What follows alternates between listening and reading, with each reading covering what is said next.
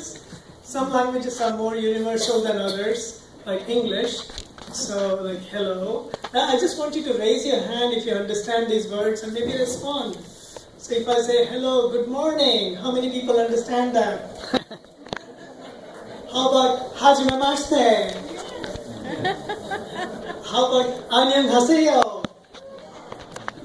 How about, this is what I love about this church. It's so diverse and there's unity. It's amazing. It's very rare to find a place. It's extremely rare. Where I live now in Woodside, only 100 non-white Americans. It's not easy to live there, I have to be honest. But at the same time, things are changing for the better. And how about other languages? Kokun Krab. Yeah. Oh, that's Thai, right? How about Gamang? Yeah, Vietnamese. Oh my God. See, in this language I can speak in any language. How about Yahoo? This is Ni hao ma. How about Buenos días. how about Kamusta? Salamat. Yeah. How about let's see, Daje or Leho ma? Ni hao. Ni hao. Shisha. Actually, I think, it would be nice to sing a nice New Year song in Chinese. Would you like to hear that? Yeah. Let's see. My accent is terrible because I don't get the tones. My children scold me all the time. They speak good Mandarin. So it goes something like, Wo shi ni, lung dung chang, gua kwai le, lung dung chang, lung dung chang. Lung dung chang, lung dung chang, lung dung chang, chang, chang. It's a New Year song.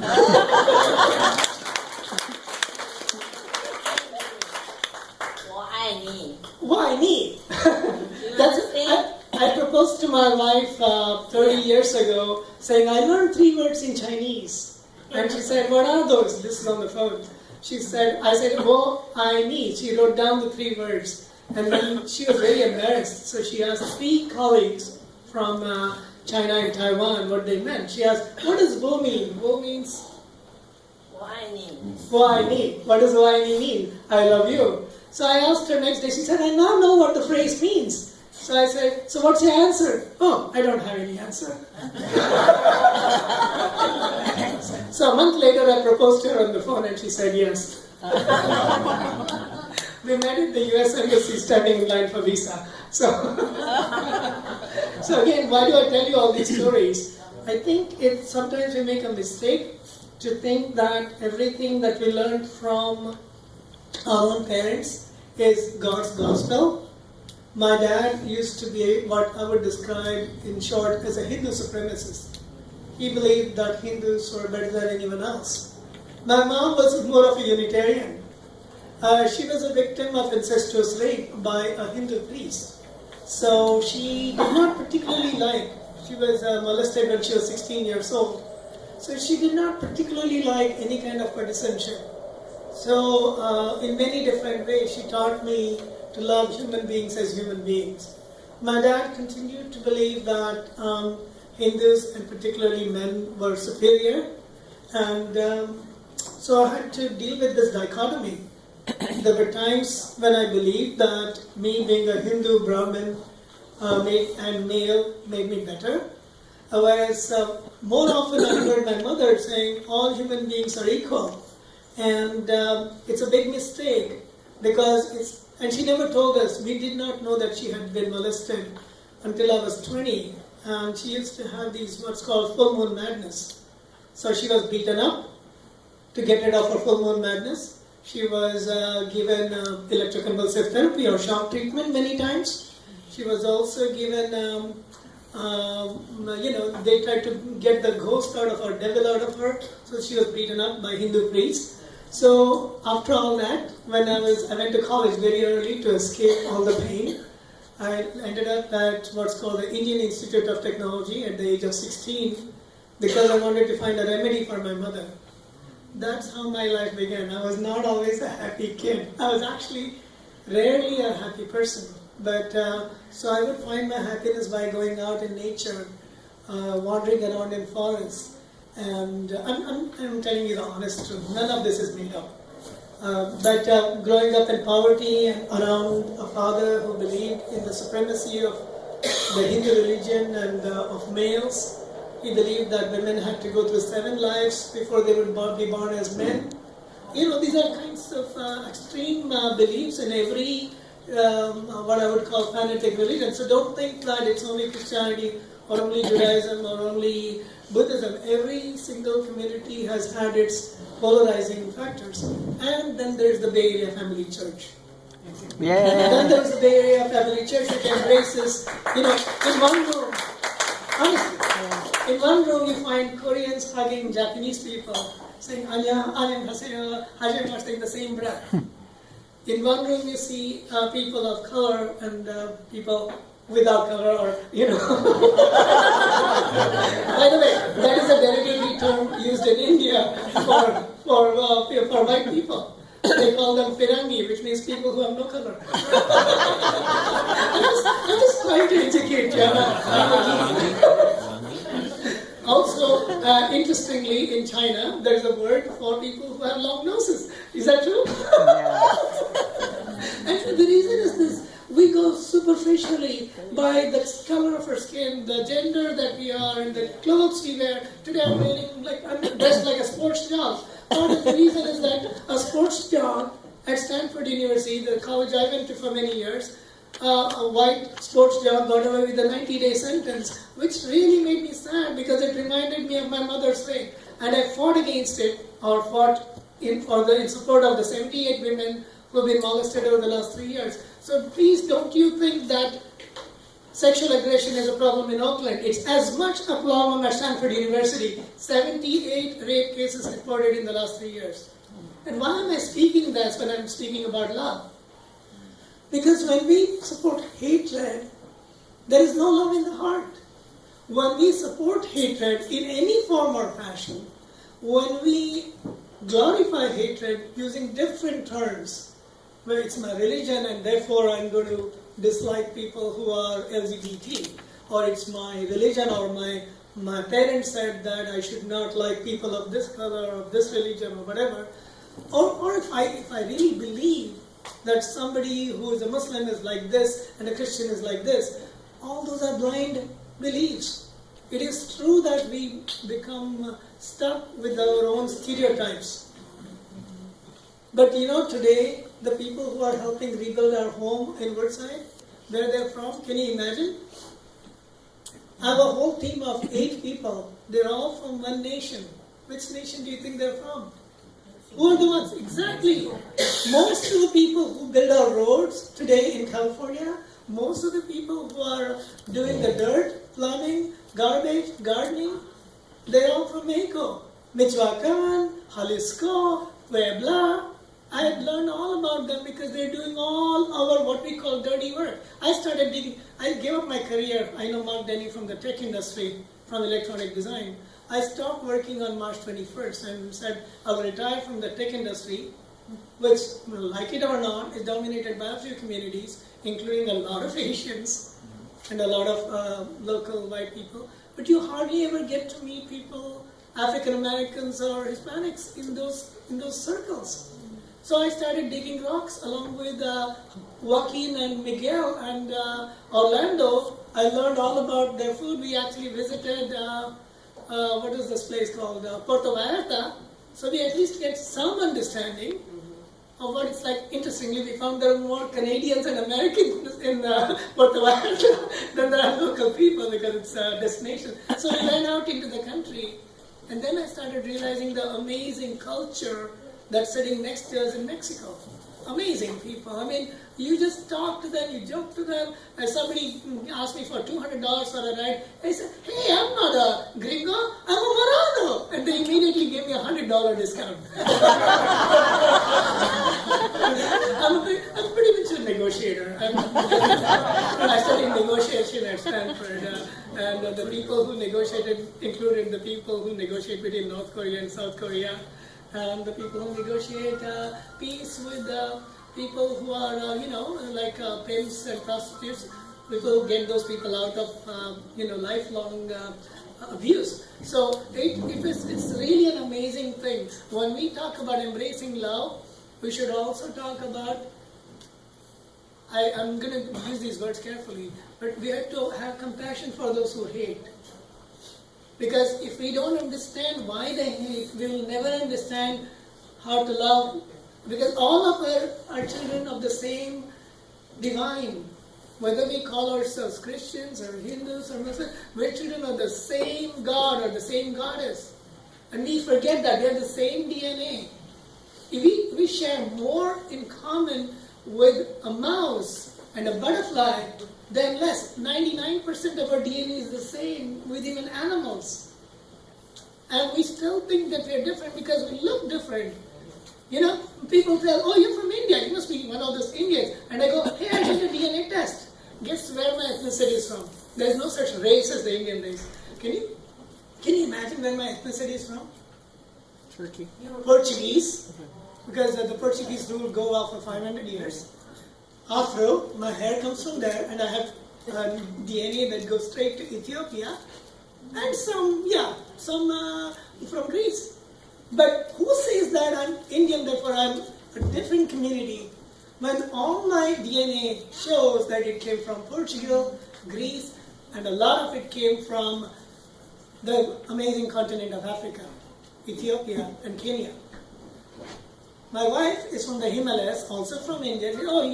They don't even recognize her Indian because she looks very white, okay? Or what Espanol people like to call güero. Okay? And so they ask her, where are you from? Every single time. You don't look Indian, it's supposed to be a compliment. so we did her DNA test. Guess where her DNA is from? Persia, again Greece, and some Chinese. She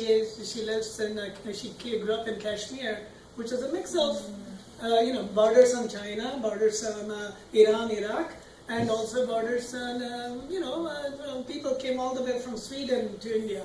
The Skandina mountains, as they call them.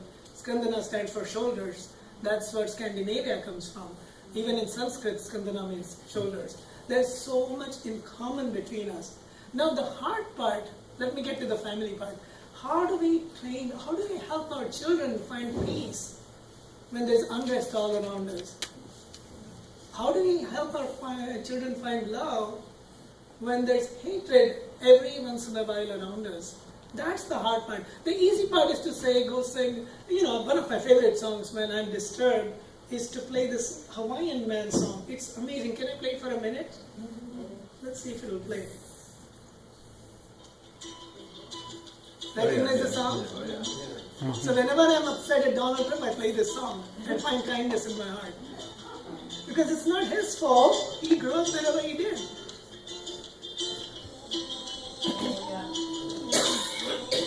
This is a Hawaiian man who passed away in his 30s. And he left us this beautiful song. This has also been sung by people from many, many different communities.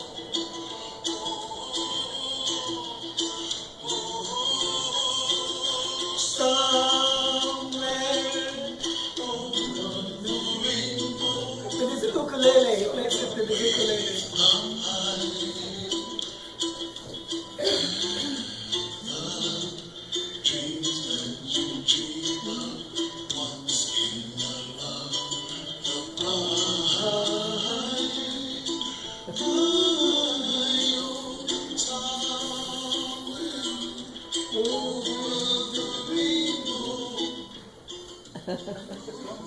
Now, so why do I consider this as one of my holiest songs. I consider it almost an evangelical song.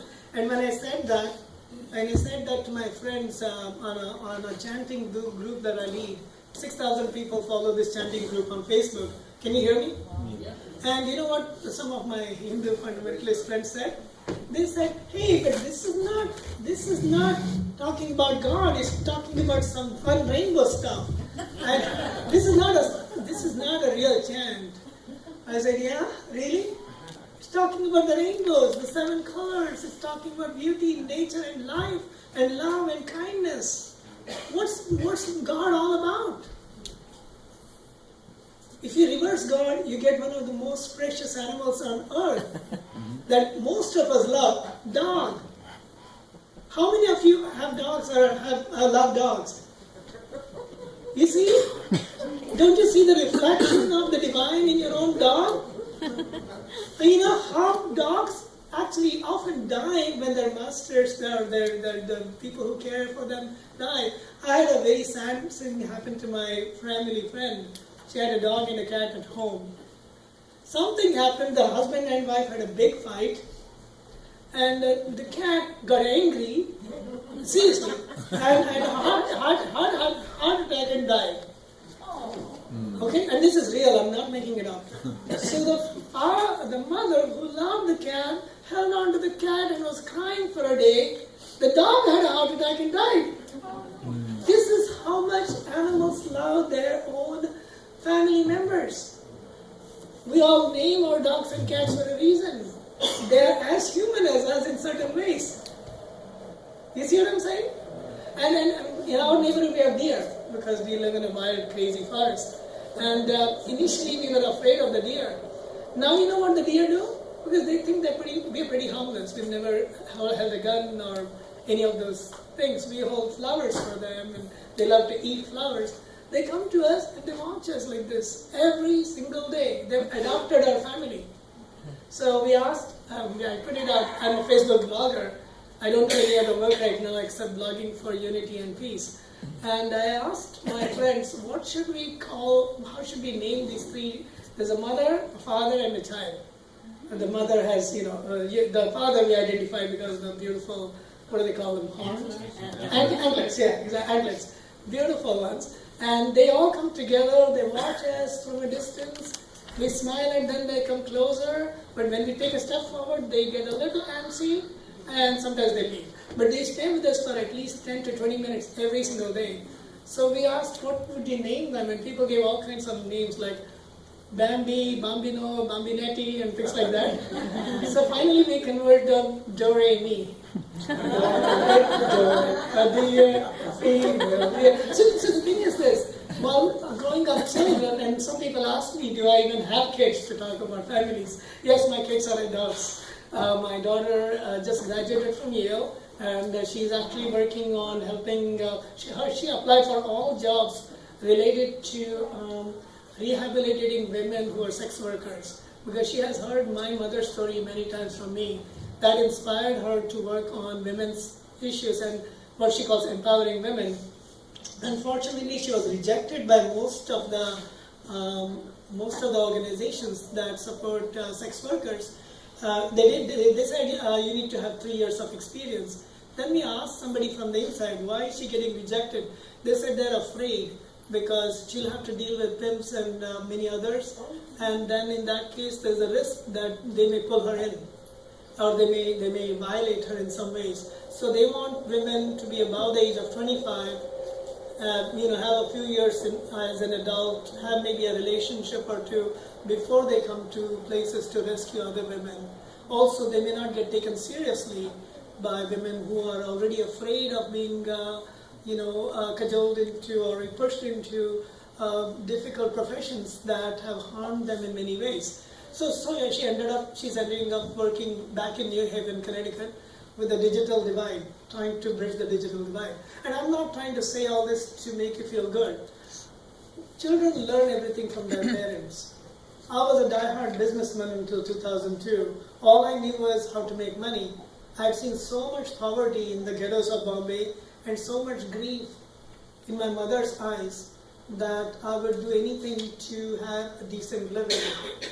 But decent living meant earning more and more and more, to the point where we had more money than we could burn, and I was still feeling desperate. I would get up at midnight sometimes, or at 4 in the morning, thinking I was back in the ghettos of Bombay, and I would be getting up in cold sweat. So I started finally, at the advice of a psychiatrist and a cardiologist and neuroscientist at Stanford, at UC San Francisco, I started doing daily meditation. I went for what's called a Vipassana camp, 10 days of complete silence, and that began my journey back into meditation. I grew up, my dad used to teach me yoga because he was a Hindu fanatic. So he taught me yoga and pranayama and all, but I disowned it had thrown the baby with the bathwater because of his religious extremism. So for 18 years, I had what I call my commercial break. I was a die-hard atheist. So I didn't call myself an atheist, but I stayed away from anything to do with religion from 1984 to 2002. And all I focused on was money, and more money. Which is very unfortunate, but you know what? Those are my growing experiences. See, if you have children who say, oh, I don't want to go to the Bay Area Family Church, understand that they are doing that partly as a rebellion, partly as, not understanding the value of being here. They don't understand it many times. And it's not a crime to not want to go until they mature enough. They will be back here with a vengeance. Even if you don't want them, once they understand the value. My children, fortunately, did not have what's normally described as, they did not have what's described as adolescence and juvenile behavior. They were actually very good kids, and everybody around us tells us, oh, you are so lucky, your kids didn't protest at all. And we smile, smile and wave. The reason is this, it's really, children follow everything we do. So long as I was a hardcore business person, they didn't want to be around me. They wanted to be around my wife, who was a very kind, compassionate woman, taking care of them, also running a startup, but very paying attention to them. So I called myself the reluctant dad until 2002. I was so scared of children. I did not want to have children. So I went, and once the children were born, when I was 30, and I'm 52 now, I basically escaped home under the pretext that I had to make more and more money, that I had to make them to secure their living. I would not even rest. I would work 18 hours a day, like many people in Silicon Valley do, to have enough money so that my children will not be destitute, that can go to the most amazing colleges and all. So we saved up 100,000 each, and then I said, okay, I'm okay. Guess what? By the time the kids went to college, the cost of education went up to, private colleges went up to 250,000 each. Now, here's the good news.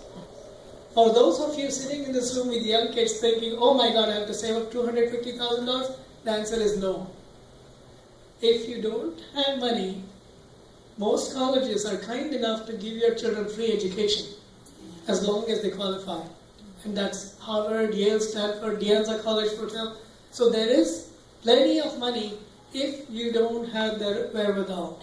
Yes, the middle class is trapped because they earn enough income so they don't qualify for scholarship, and then they have to pay, and some middle class people become resentful. But they can afford, and that's why the colleges ask them to pay. And if they cannot afford, they have to be very open about it and say, here's my financial situation. So please don't go gaga or the need for money. It's the need for values. Right now, at Stanford, at Harvard, at Yale, blacks are as welcome as whites, although there is a lot of pain on each of these campuses. There is a lot of pain. My daughter faced a lot of pain at Yale only 9 months ago when, if you have heard about the news at Yale, it was not good. It was not pleasant. There's even her dorm is named after, Calhoun, is named because of Native American, the war between Native Americans and now the new natives, the white people. But again, they understood that we had to honor history. If we say the history didn't happen, there was no violence between natives and whites, then we are fooling ourselves. If we say there was no violence between blacks and whites, or between Indians, if I say there's no caste difference, everybody is just a good human being, that's BS. There's a lot of tension in India. The current Prime Minister of India originally came from the Hindu supremacist party, the RSS, Rashtriya Swayam Sevak Sangh. But he's mature enough to have transcended that kind of Hindu supremacy, and he's done a reasonably good job. I won't say it's perfect. He's done a reasonably good job of embracing people of all color, people of different castes. We have way too much diversity in India. It can be good and it can be dangerous, both. So why am I focusing on all these so-called divisive issues? Because I see unity. I see unity in this space. I see people of every origin looking at each other as human beings. I see people doing namaste, I see people doing the bows and hugging. Where else are you going to get that? If I bow in some places, it's funny, when I went to Japan the first time, I've only gone to Japan for 10 days in my life. But I learned from Goto-san what are the basic phrases. He said if you want to be very formal, you say hajime mashite. If you want to be informal, you say ohayou gozaimasu. If you want to, every small phrase. Because I love languages. I learned 8 languages when I was a kid in India. Indian languages, they're similar. But then after coming here, there's no way I could learn all languages. But I could at least say, hola amigo, basic phrases, just to connect. Say, muchas gracias amiga, or tere manzanilla caliente. Anybody speaks Espanol here? I'm not too bad, am I? Because the thing is this, everybody cares for their culture. Everybody cares for where they came from. And that's not wrong. Is nothing wrong in saying sarange. Does anybody know that phrase? Sarange. Yeah? From Korea? Or Gangnam, open Gangnam style,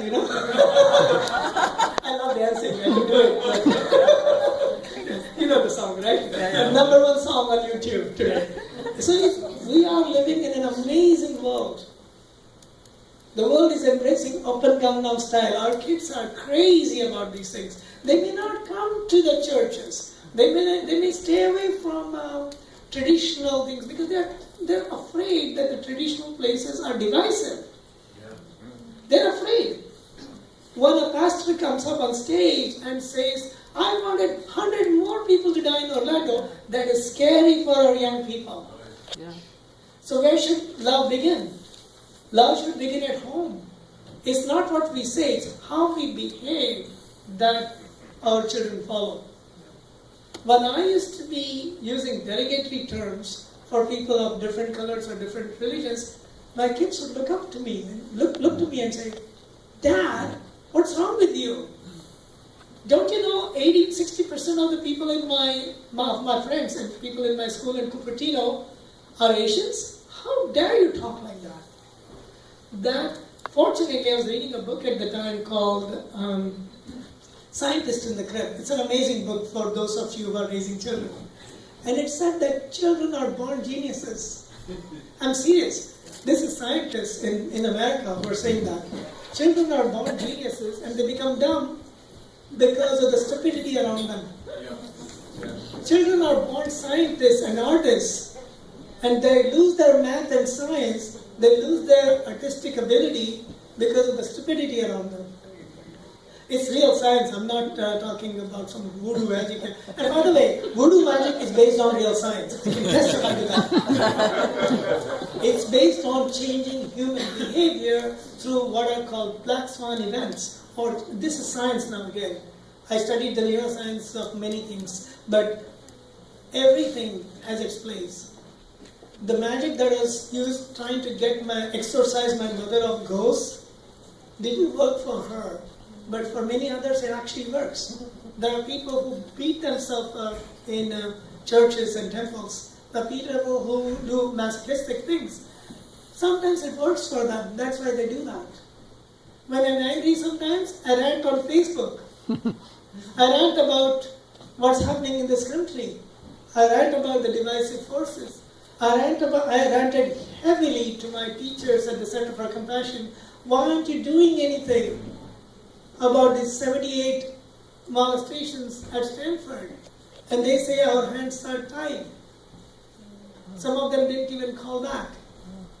Finally, some people did a silent march. Some people, including Sally Lieber and Congresswoman Sally Lieber and a Republican congressman, raised the issue in the United States Congress. And there is a motion filed to let go of the judge and reduce or give more severe punishment to jocks and to professors. The people who are committing these crimes, statistically it turns out, are either people the students respect the most, teachers and others in positions of power, or the jocks. And I'm not trying to discriminate against them, I'm just telling you the numbers. So it is important for us to pay attention. These people get away with it because of their positions of power or their popularity. That's what's infesting our schools. My daughter faced that at Yale. She saw it happening in front of her eyes. She was what's called a freshman counselor in her senior year. And she was crying all the time. What do I do? A girl says she's been molested and she doesn't want to talk about it. This is the kind of pain we are facing in this country. If we just focus on the pain, it's going to feel miserable. But if we focus on what happened yesterday at Stanford when Obama was the chief guest at the Global Entrepreneur Forum, and he brought not only Mark Zuckerberg at one end, Obama at the other end, he brought Egyptian Muslim women, he brought Spanish woman from a different country, I think Cuba, and then he brought an African American from Africa, African from Africa, on stage. They're all entrepreneurs, and he talked about the need for diversity, or he talked about the need for entrepreneurship in every community. He was amazing for an hour and a half. It is still available as a video on Facebook Live, and I highly recommend you listen to it. But if you watch the comments, 90% of the comments said, "We love you, Obama. You are the greatest president we have seen in 100 years. And I'm not trying to bias you. This is what I saw." I said that too. I love Obama, and I'm making my political affiliation clear here.